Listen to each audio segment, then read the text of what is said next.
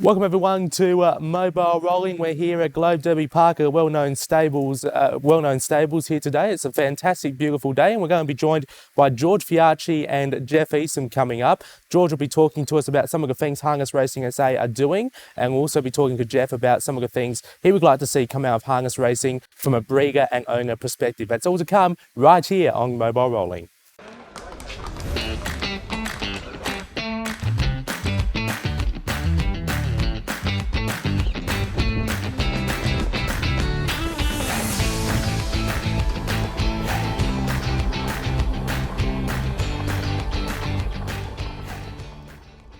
George, thank you very much for joining us. My pleasure, Lachie. Good to be here. It's great to be in this environment, isn't it? Like, fantastic to be the trainers, and we've got the last start winner right next to us here, Chardonnay, which coincidentally is in Crow's colours, which match very well, doesn't it? So pity the team can't win anything, but obviously Chardonnay's had a good win last start. Representing the Crows very well at the moment, the actual players. We'll talk about some of the things that have been happening within harness racing over the last couple of months. Of course, we're still within the coronavirus restrictions at the moment, so a lot of those have been eased. But tell us some of the things that are happening within harness racing SA at the moment. Okay, well, we're still in COVID restrictions at the moment, so that's about to change. So what I really want to talk about is what's going to happen in the future. Rather than everyone thinking we're sitting down not doing anything, we're actually working quite actively behind the scenes. So what you'll see in July is our prize money will return to pre-COVID time. So our prize money will go back up to $7,000 for the Saturday nights and $5,000 on the Monday or the Tuesday night, whichever night we're racing. So that's a real plus for the industry. The beauty about that is because we've had some good money coming through. So we've been quite lucky from a wagering point of view. The punters have kept supporting us, and our Tuesday night has grown and grown and grown. And it's almost becoming one of our biggest nights. So with that, we've got money coming into the system, and we'll be able to reinvest back in harness racing and then prize money in particular. Over the first 6 months, you've done a lot of surveying and a lot of talking to industry participants. What are some of the plans for the future now for Harness Racing SA stepping forward? Well, I suppose, Lachie, what we really need to do now is stop and look at where we actually are. So first and foremost, we've got to all work together. At the moment, the industry is a bit fractured. You know, there's a lot of things and a lot of reasons why it's fractured. I don't really want to go into history. What I'm looking for is a way forward. Now, we need to do this together. Now, to do this together, it's going to be quite tough because we've got a lot of challenges in front of us. But the first thing that we've really worked out is that the industry needs money. And now our priority is where we're going to put this money. Is it going to be in the breeding? Is it going to be in the prize money? Is it going to be upgrading the facilities here at Globe Derby Park? Maybe it's all of them. But we need to work out exactly what we're going to do to get this industry cranking again, because it needs some help. It needs assistance, and the only way forward is for us to all work together and go forward. Exactly right. We'll talk about now the business model of Harness Racing South Australia and some of the finances and money side of things that are happening within Harness Racing SA at the moment. Yeah, look, I think it's a bit confusing for the industry to understand where Harness Racing SA gets its money from. 95% of our income comes from wagering.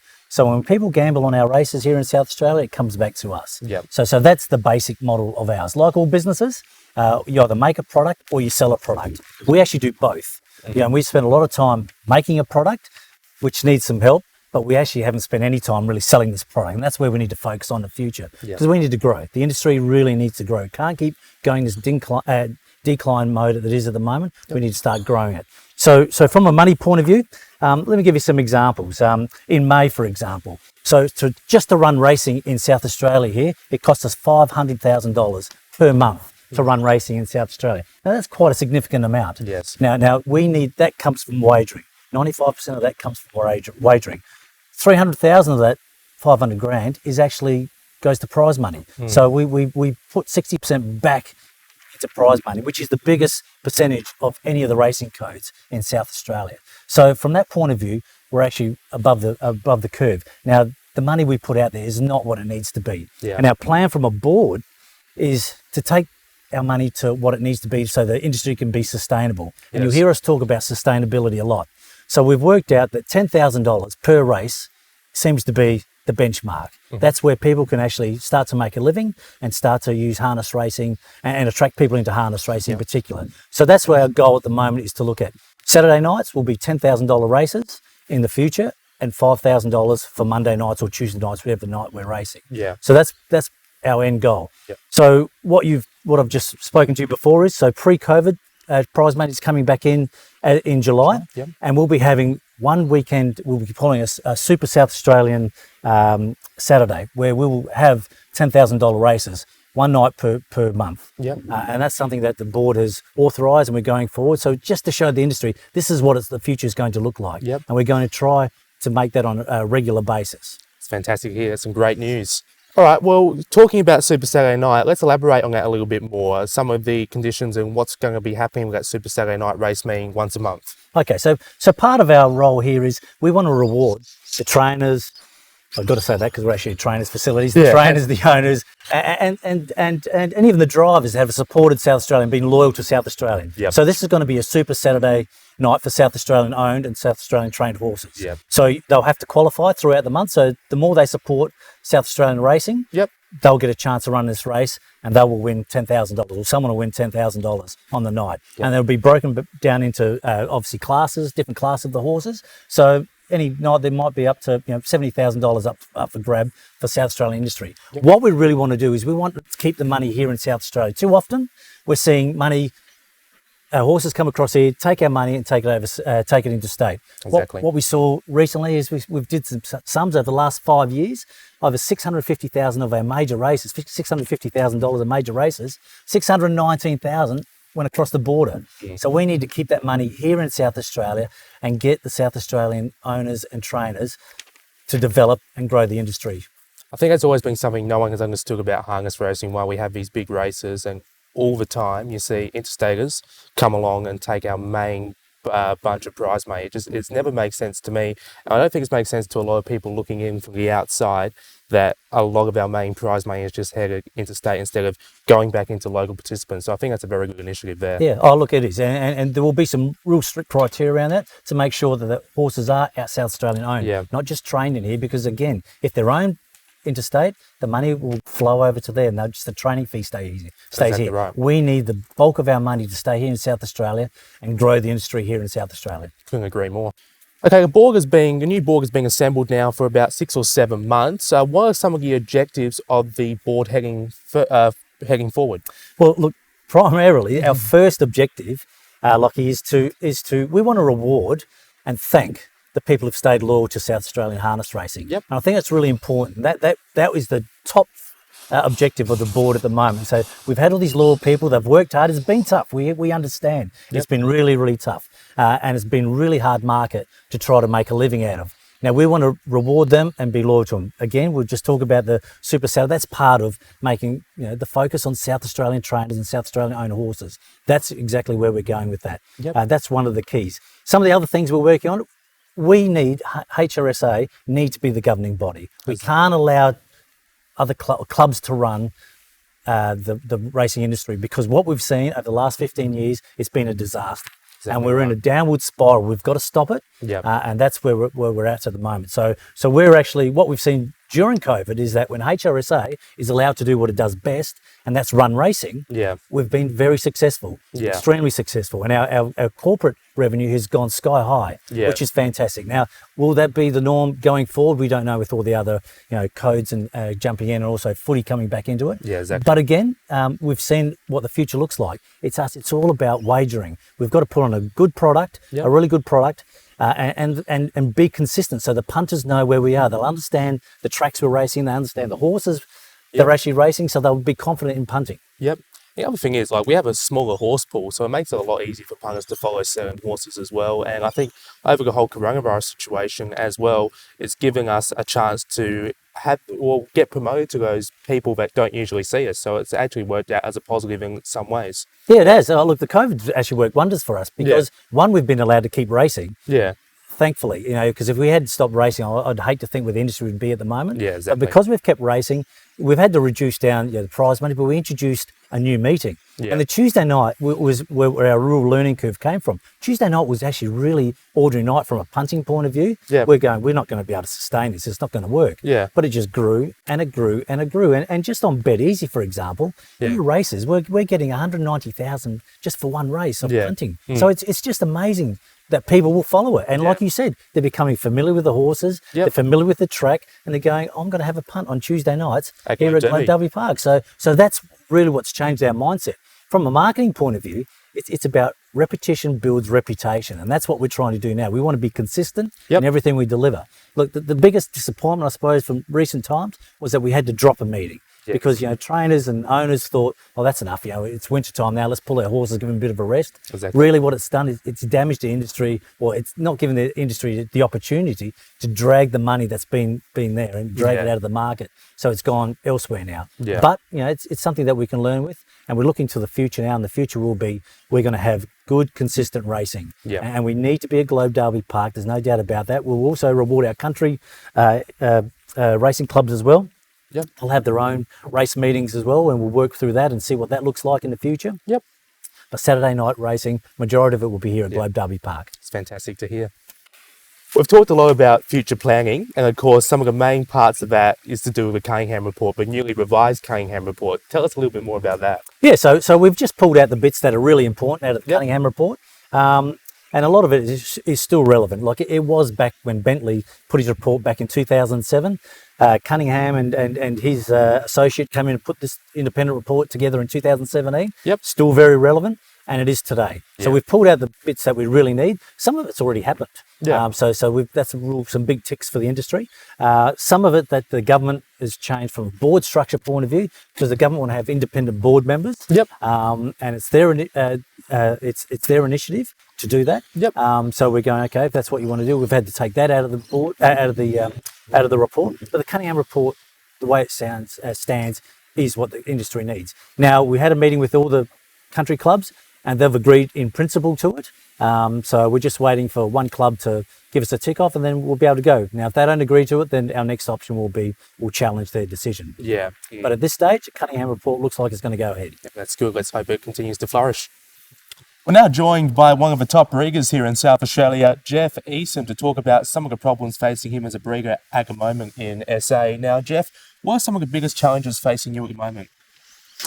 Well, Lachie, my number one biggest challenge is I'm 72 years old, and I don't really have family that are in the sport, so I have to be realistic going forward as to how many horses I'm going to breed, because a lot of those horses are going to outlive me if I have foals now. But I think generally speaking, the biggest challenge basically, and it's the KISS principle, keep it simple, stupid. It's just prize money. You can have all the breeding incentives and schemes that you like, but at the end of the day, the biggest breeding incentive is prize money.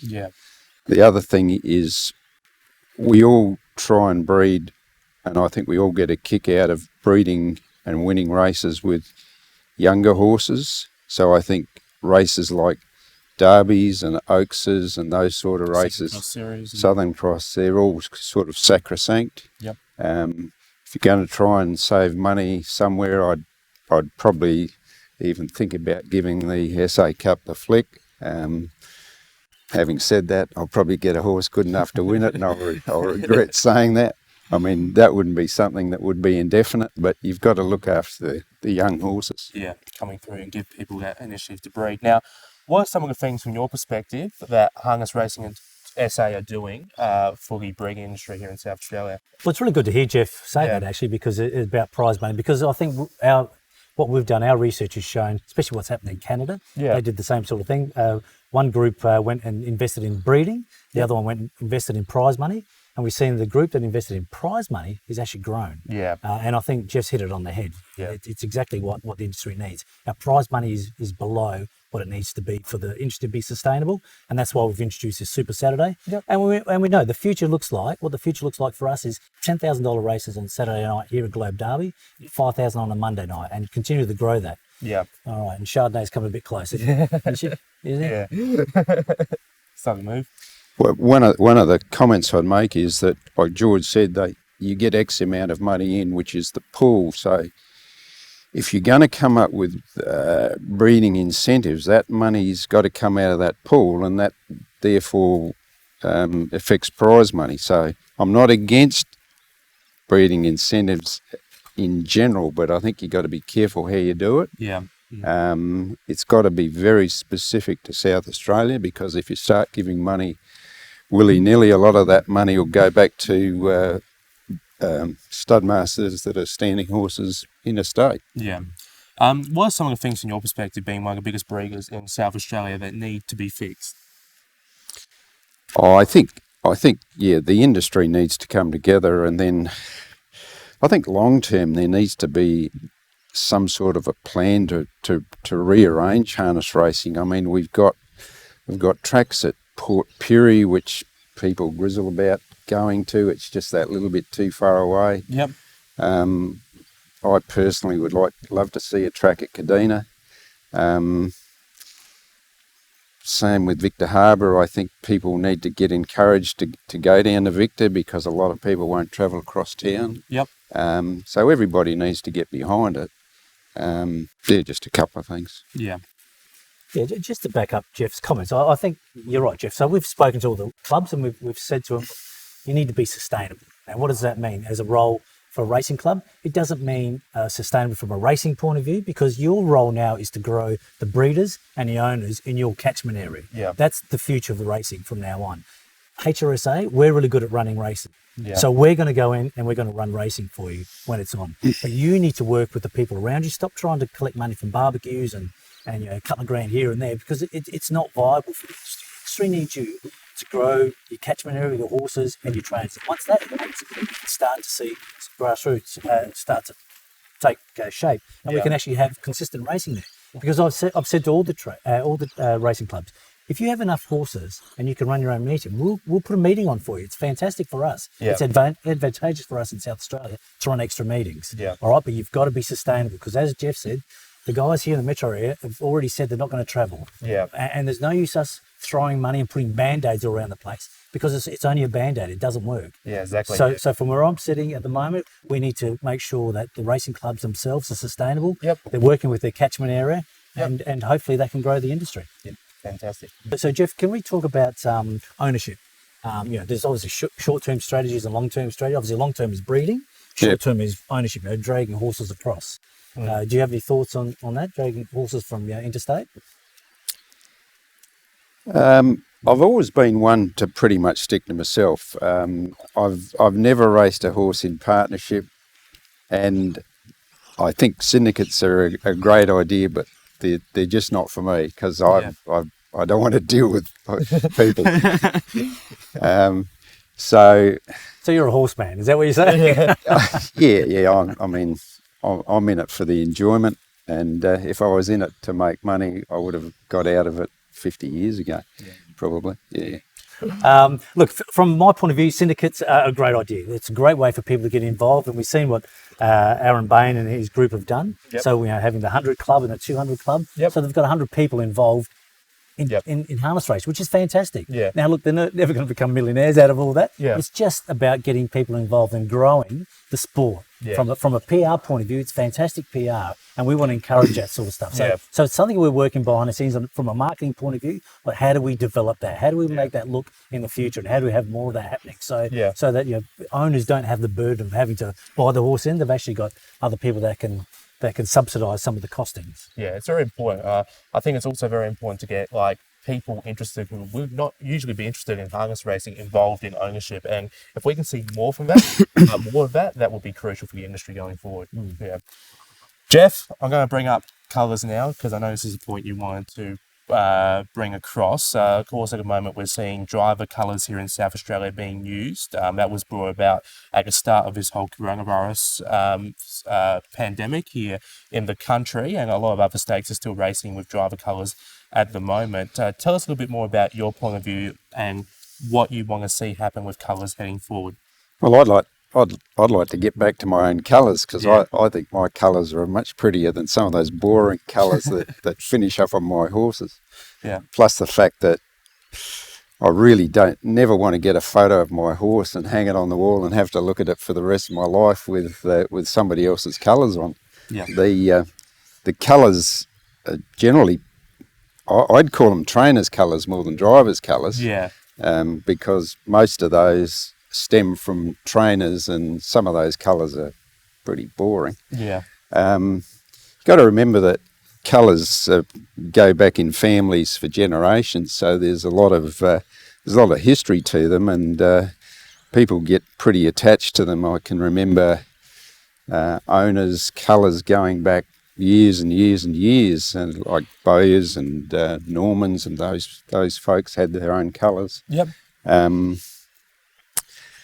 I guess if Port Adelaide want to jump out of the prison bar black and white, now it's all good. you know, maybe when Port give away the prison bar colours, then maybe I might think about it. But I can remember Jeff Potter raced his horses in the Port Adelaide prison bar colours, and you always knew when Jeff Potter's horses were going around. So that's just my opinion on it. Yeah. I also think it's a selling point for syndicates or new. The ABR 100 Club at the moment, they have a separate set of colours exactly during trials. So you know, if you're trying to get somebody interested in a horse, and you can say, hey, how about you and the missus and the kids design yourself a set of colours, and I think it's a selling point. Yeah. So I don't know why you'd want to get away from it. I can't see gallopers getting away from it. And Lachie, you'll just have to become a better caller and work it out. I don't mind, really. I'm not, because I call the trials when they have driver colours, of course. And I'm only joking. Yeah, I know. But I'm not really on any side with that at the moment. So, but anyway, we'll wrap things up. George, just on reflection, just go through some of the main points you want to get out during this interview, and some of the things that you can wrap things up with and tell participants going forward during harness racing in South Australia. Look, I think the most important thing, Lachie, is to take out of all this is there is a future for harness racing. Yeah. And we can see some green shoots, but we all got to work together. And the important thing is we can't have our own agendas. And everyone says, yeah, we want to work together, we want to do that, but as long as it doesn't affect me, well, that's got to stop. So when you make a decision, if it doesn't benefit harness racing in South Australia, we're not doing it. Doesn't matter whether you're a racing club, whether you're an owner, whether you're a trainer, whether you're a driver. It's got to benefit harness racing in South Australia first. That's the only way we're going to go forward. Yep. There is a lot of prize money about to come into the industry, so let's hope we can continue that. And that's the real big plan, is to reinvest back in the industry so the industry can grow. And that's what our goal will be in the short term. Long term, it's about growing the horse population. We really need to get the numbers seriously up here in South Australia so the quality of our racing improves. Because these guys here are the star of the show. None of us here are. This is the star of the show. We need to get more of them out there participating. So come for the ride. It's going to be a bit of fun. It's going to be hard work, but let's make sure we work together. Very true. Thank you for joining us on Mobile Rolling, ladies and gentlemen. It's been really good fun talking to Geoff and George here today, and hopefully you got something out of this as well. Make sure to subscribe to our YouTube channel at Mobile Rolling on YouTube, and of course like us on Facebook at Mobile Rolling. We're also up and running on Instagram as well, so search up Mobile Rolling on Insta to follow all of our social media platforms. As I said, it's been a pleasure joining all of you today, and we hope to see you on the next Mobile Rolling.